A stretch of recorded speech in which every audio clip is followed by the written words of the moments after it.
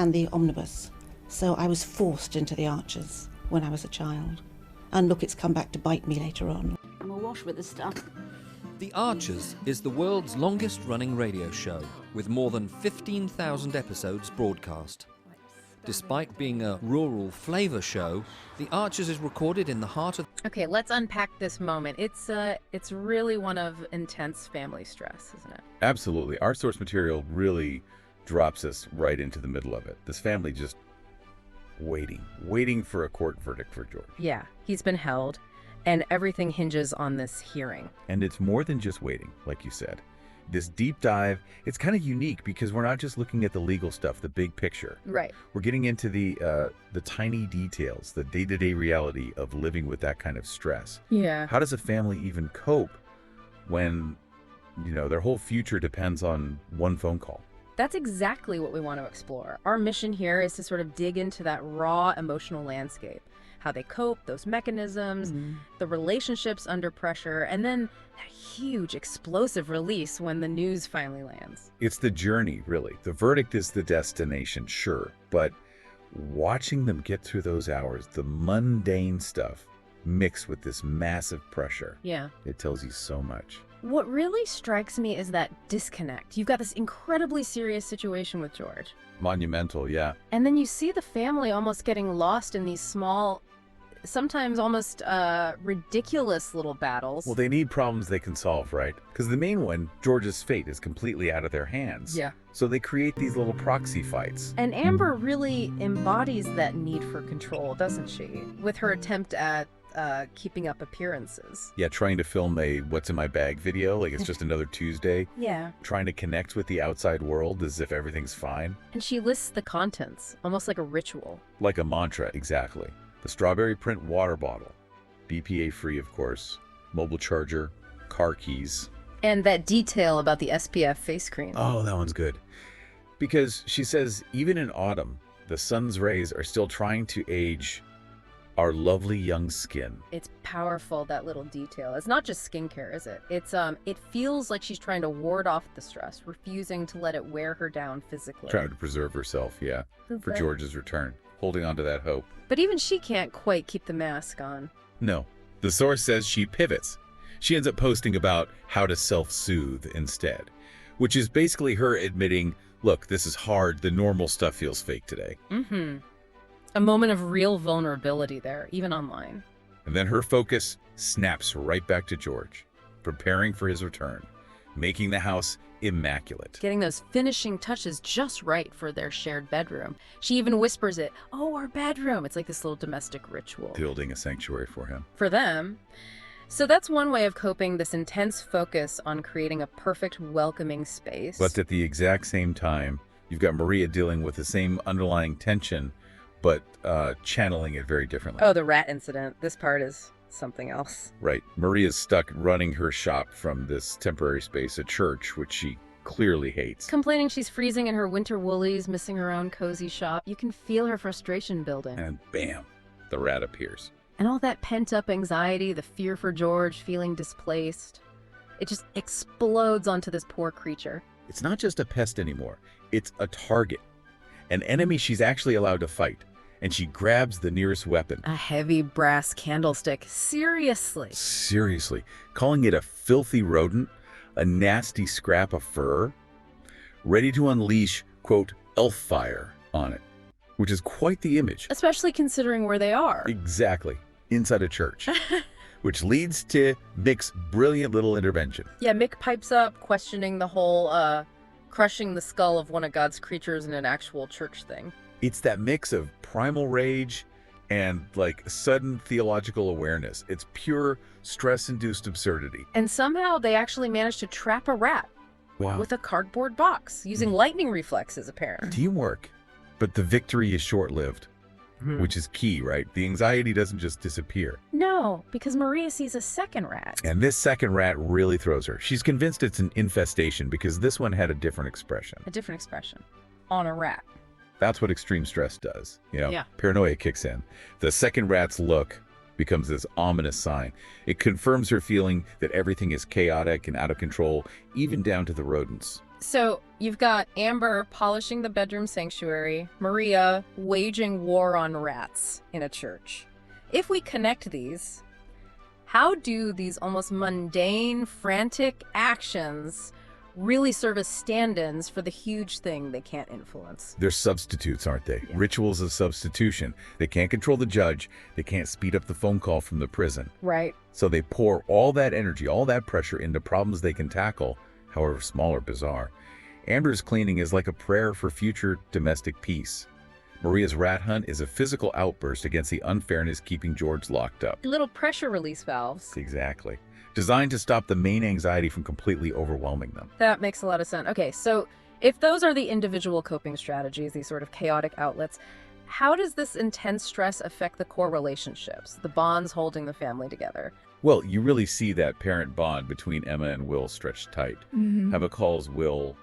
He's out working at a school in Borchester, and she sounds terrified. Just says she's so scared and feels like she needs to apologize for it. But Will's response is just perfect support. He shuts that apology down immediately, tells her not to say sorry for needing him or... For loving our son so much that sometimes it's hard to breathe. That line, it validates everything she's feeling. It says, your panic is real, it's justified, it comes from love. Anchors them both, really. It does. And Will reinforces their shared belief, that George is getting a raw deal. He says, even when George does the right thing, it backfires on him. That unity is crucial. Especially with the practical stress, too. The hearing's meant to be early afternoon, but who knows when George can actually call. And Will and Ed are meant to be busy with this big maize harvest. The logistics are maddening on top of the emotional weight. But there's another layer here, isn't there, with Amber? For her, this weight isn't just about George coming back. It's about her own place in this family. Yeah, the source gives us that backstory, which is pretty rough. Her own parents, cold and distant. Terribly disappointed in her. Only went to parents' evenings to look bad if they didn't. Ouch. Just brutal. No real warmth there. Her only connected relative, cousin Lola, apparently escaped to Ireland the first chance she got. Right. So Amber grew up feeling fundamentally rejected. And now she's landed in this loud, messy, but incredibly loyal family, the Grundys. And finding her place there, that acceptance, it's built on these small moments. Like Will showing genuine interest in Poppy's hedgerow project. Seems trivial, right? A school project. But for Amber, that's proof. Proof that they care about her life, her interests, her connection to Poppy. That's real acceptance, isn't it? Being included in the small stuff, not just the big dramas. And Will even says it out loud, calls her the Grundy girl. For someone with her history, getting that label, that sense of belonging, must be huge. Absolutely monumental. Yeah. And you also see that quiet connection forming with Poppy. Poppy adores George and has really missed him. And she shows Amber a photo album of her late mom, Mick. Yeah, Amber mentions wishing Poppy had more time with her mom. It's this gentle linking of past and present, welcoming Amber into the family history through shared memory and affection. These relationships, these bonds, they're the bedrock. They're what allows them to face that final, awful stage. The waiting, just waiting for the phone. Knowing, as the source says, that someone in the world already knows. God, that phrase, the tension, you can almost picture them, Amber just gathered, staring at the phone. Wishing they could just hack the system, right? Just get the answer. But they're powerless, stuck waiting on the prison bureaucracy. And when the call finally comes, it's a message from the prison. They put it on speaker. And George's first words, they tell you everything about what he's been going through. He admits he woke up feeling sick that morning, convinced they were going to hit him with the worst punishment, like weeks more stuck inside. His fear mirrored theirs, exactly, that internal dread matching the external weight. But then, the relief, the line that changes everything. They found me not guilty. Just like that, all that pressure, Amber's cleaning, Maria's rat battle, the fear, the waiting, gone. And the shift is immediate, isn't it? It's not tears, really. Yeah. It's planning, practicalities. Yeah. Release date confirmed, Thursday, October 9th. 3 more sleeps.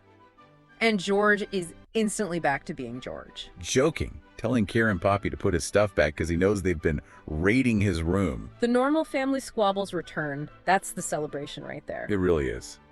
And Will steps up, says he'll do the pickup. Since Ed and his dad are swamped with the harvest, the support system kicks right back into gear. And the final piece of the puzzle, the celebration meal. Oh yeah, pure comfort. Lasagna. and Clary's homemade treacle tart, waiting for him at Grange Farm. It's the ultimate symbol of home, isn't it? Warmth, sweetness, familiarity, the complete opposite of the cold institution he's leaving. But even after that collective sigh of relief, there's one more crucial moment. George asks to speak to Amber. Alone. Off-speaker. This isn't about the court case anymore. This is about them. Their future. And it's such a tender exchange. Focused on their commitment, on finally being together again. Amber confirms she got the clothes ready he asked for weeks ago. Showing her faith. Her dedication, yeah. And George talks about dreaming of being back, hanging out with everyone, seeing her. And then he mentions all those muscles in our bed. He does. And Amber's response, just echoing that phrase back. In our bed. Almost breathless. That seals it. That confirms everything for her. The verdict got him out. But this private moment confirms her place. Not just as the Grundy girl in the family, but as his partner in their bed. So, stepping back from the details, this deep dive really shows how George's situation wasn't just about him, was it? His absence shaped everything. Everyone's actions, their emotions, the whole family was holding its breath. Totally. And that not guilty verdict was like this massive collective exhale. Suddenly the focus flips from institutional dread, from fear. To presence, physical presence, the hug, the shared space, planning the future together, right down to the specific comfort food. The court just confirmed the reality they'd already built through loyalty and, well, love. Despite everything. It's an incredibly intimate look, isn't it? How these big impersonal systems, the law, the prison, impact the very core of people's daily lives, their emotions. And how finding that acceptance, that found family, can be such a powerful antidote to a past filled with coldness or rejection, like Amber's. This family she found, it's warm, definitely chaotic, messy. Will calls her, part of this family now, the Grundy girl. Yeah. So it makes you think, doesn't it? If her biological family only showed up to, quote, look bad, what's the real measure of family acceptance? Is it found when things are easy and peaceful? Or is that deep foundational bond actually forged most strongly, most clearly, right in the middle of a shared crisis? Something to maybe mull over as you go about your day. Now? Just getting ready for the next episode. Just moving mics around. So what do you do? I do the spot effects on the arches. Any Are you what we call Foley then? Kind of. Yep. Okay. And these are all part of the paraphernalia of production. Yep. That's the ball bar. That's this one. Yep. That's. Haley so wanted to be in their own place when their baby came. It's due in 2 months. Not much chance of that now. No. I mean, it would have been a stretch for them financially, mind, but I just wish there was something practical I could do to help them, Caroline. I think The Archers has had this immense popularity over the years, basically because it has always very accurately reflected the reality of life and living in a rural community at whatever